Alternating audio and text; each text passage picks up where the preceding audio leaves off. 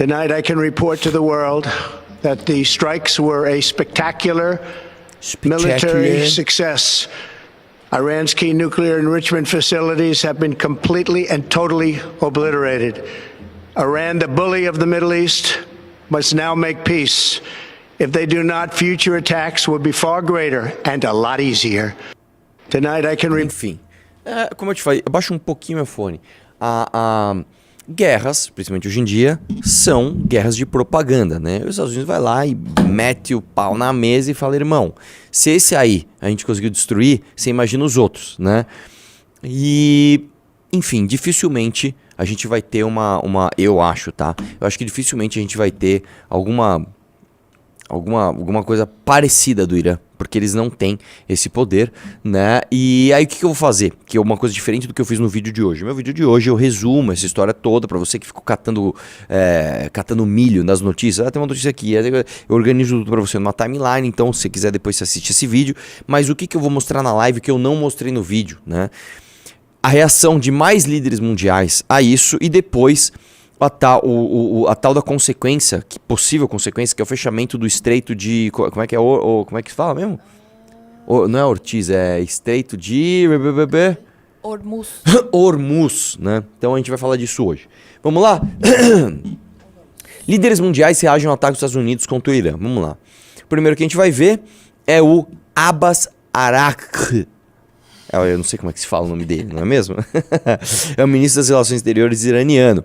A República Islâmica do Irã continuará a defender seu território, sua soberania, sua segurança e seu povo por todos os meios necessários. Não há linha vermelha que eles não tenham cruzado. E a última, e mais perigosa, foi ontem à noite. Eles cruzaram uma grande linha vermelha ao atacar instalações nucleares. Eu não posso aceitar, não posso achar que seria normal você ter uma bomba de destruição nuclear que pode destruir o mundo inteiro, né, nas mãos de um país onde basicamente a filosofia é uma filosofia de morte, né? Eu vi inclusive um vídeo do Reni onde ele fala isso. Ele fala, cara, como é que você vai deixar um cara que a ideologia dele diz, se você morrer pela causa, você vai para um paraíso cheio de virgens e isso é uma coisa desejável, como é que você vai deixar na mão desse cara uma bomba atômica? Né? Eu tô sem chat, tá? Como é que você vai fazer isso? É como se eu estivesse numa sala com, sei lá, 100 pessoas e cada um tem um revólver. Só que um desses caras, você vê ali que ele é declaradamente um cara que acha que se você pegar um revólver e matar pessoas numa sala, isso é uma coisa positiva e vai levá-lo ao paraíso. Você vai deixar esse cara com uma arma na mão? Não, você vai tirar da mão dele, cara. Né? Porque ele é um louco com uma arma. Então, basicamente, cara, eu acho que apesar de eu discordar muito do Trump, dessa postura dele, eu sou meio anti essa pagação de pau para os Estados Unidos. Eu acho um absurdo que a gente tenha assumido esse papel de não, deixa que eles protejam o mundo ocidental. Eu acho isso humilhante, eu acho isso horroroso, né? Afinal de contas, quem paga a conta escolhe o restaurante. Eu acho que a OTAN erra demais ao se apoiar tanto, né, no poderio militar dos Estados Unidos para defender tudo. Só pra você ter uma ideia, se você somar o poderio militar de todos os países da OTAN, não dá o que os Estados Unidos têm sozinho. Isso é perigoso, tá? Eu acho que sim, cara, eu acho que foi uma movimentação acertada. A gente não pode ter arma nuclear na mão do Irã xiita, cara. Vocês vão me desculpar, não acho que deva ter. Tá? E outra coisa, eu falei até no meu vídeo, os Estados Unidos jogou dentro das regras. Destruiu uma instalação nuclear sem usar bombas nucleares, né? E atingiu uma base militar. Uma base de quem tá no game pra isso. Nós estamos aqui construindo arma pra te matar. Então você tá no game de ser destruído também. Tá bom? Eu tinha visto uma declaração também, eu não lembro de quem exatamente era, acho que era do vice-presidente, do Jay Vance, que eles tinham falado que tinham destruído completamente a base, e aí depois, numa declaração posterior, não sei se foi hoje de manhã ou ontem à noite, eles falaram que eles causaram danos severos. Sim. Mas não exatamente destruíram tudo. Então acho que eles ainda estão meio nessa zona nebulosa aí.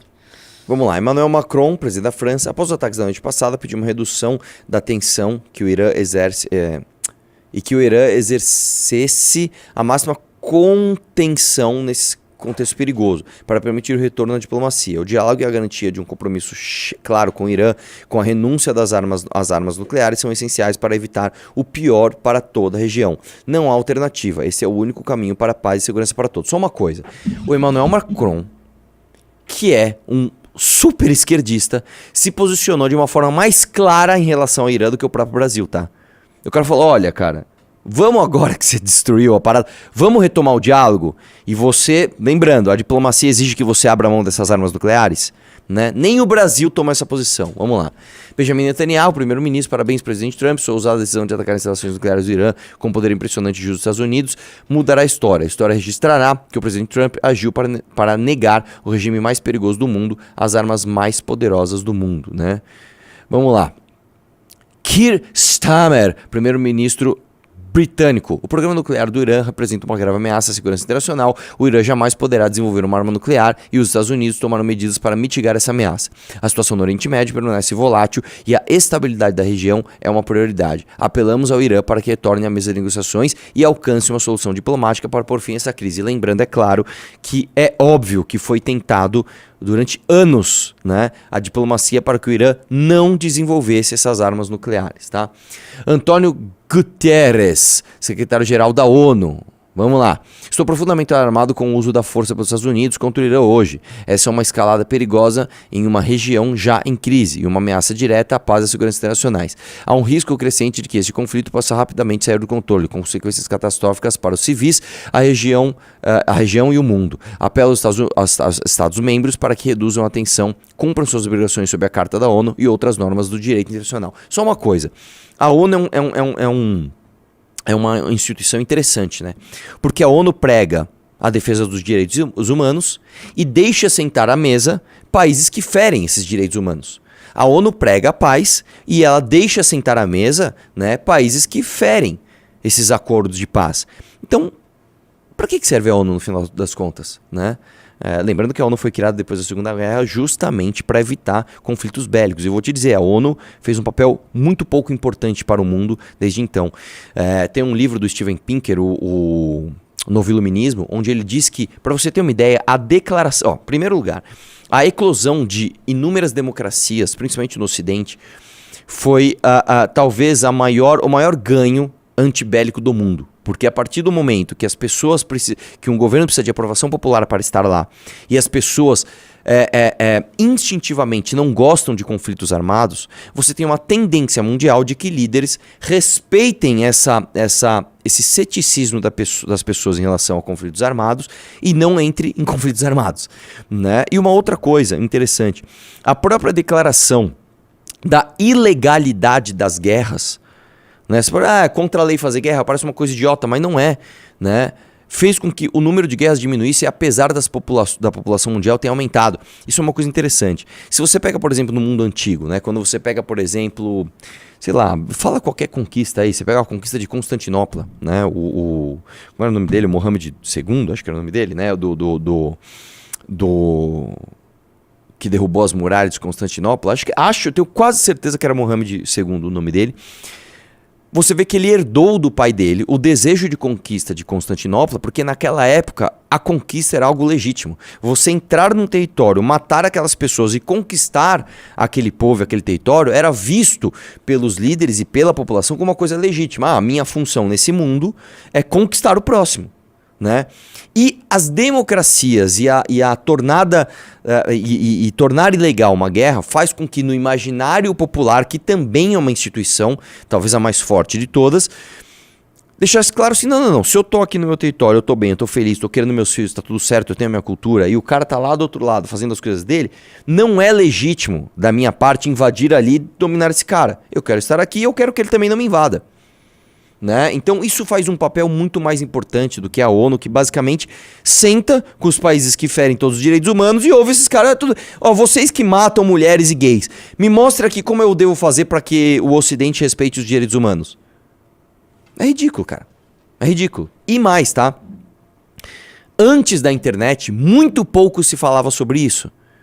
Porque nos grandes veículos de imprensa, tomados por narrativas majoritárias, você não ousava questionar a ONU. Assim, sei lá, vou imaginar que eu, criança lá em 1998, né, quando eu tinha lá meus 12, 13 anos, alguém falava da ONU. Não, a ONU é inquestionável. Na minha cabeça, né, de criança, pra mim a ONU era como se fosse o governo do mundo, né? Não, a ONU. Hoje, cara, você vai conversar com uma criança de 12, 13, 14, 15 anos, se ela é um pouquinho informada, você fala ONU, se ela sabe o que é, ela não leva tão a sério quanto a gente levava, né?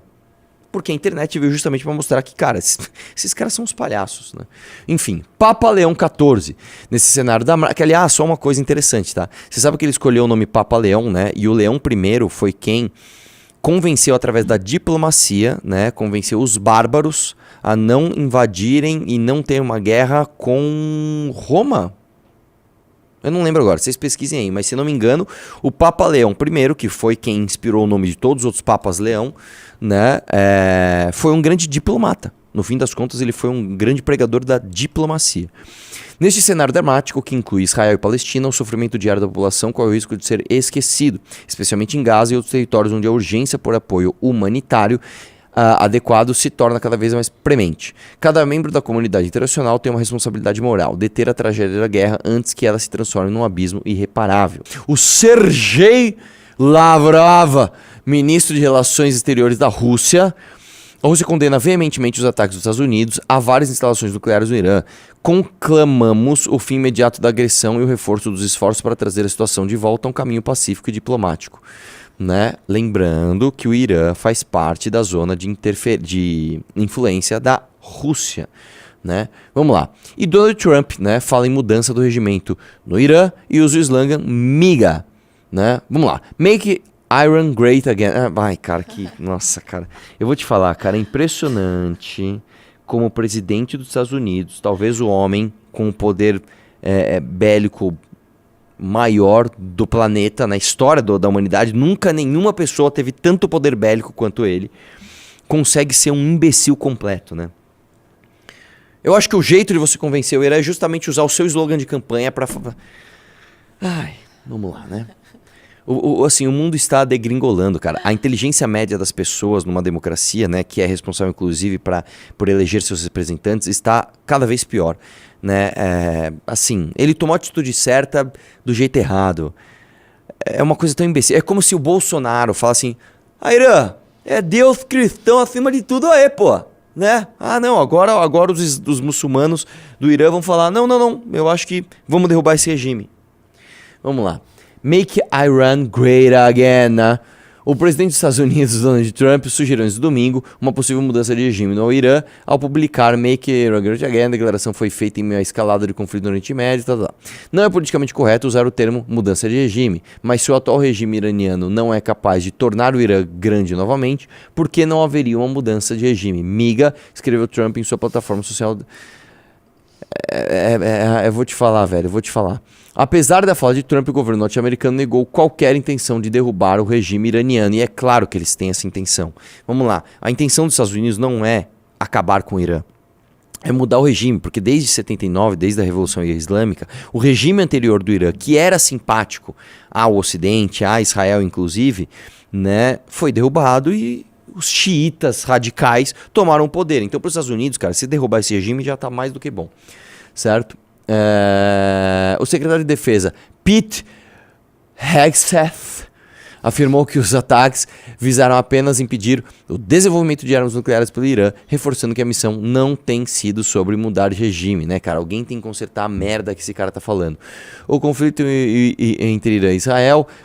ele fala do conflito. E olha só, mano, assim, o Trump é muito laranja, né, velho? Eu sempre olho pra ele e falo, como esse cara é laranja? Sabe o que ele parece? Sabe quando você vai numa... Antigamente, cara, tinha um tempero que eu esqueci o nome, que você punha no frango, e ele era gostoso e ele deixava o frango laranja. E aí... Não é chimichurri, imagina, tem chimichurri. É um colorauzinho. Não, e aí depois se criou um colorauzinho para que o frango ficasse laranja. Páprica. Que nem tem esse gosto, mas o frango laranja as pessoas acham que é mais gostoso do que aquele frango brancão. Eu não gosto da aparência do frango laranja. Toda vez que eu olho pro Trump, ele parece esse frango. Sabe esse frango de restaurante por quilo, que ele é bem laranja, assim, você, mano? Olha o Trump, né? Vamos lá. O líder supremo do Irã, o Ayatollah Ali Khamenei, prometeu nesse domingo que a punição continuará contra Israel em sua primeira declaração após os Estados Unidos se juntarem aos ataques israelenses contra o país persa. E uma coisa engraçada é o seguinte, engraçado não, né? Uma coisa curiosa é que o Ayatollah, ele já fez uma declaração pública deixando quem seriam os seus 3 indicados, né, para sua sucessão caso ele seja assassinado, né? Então,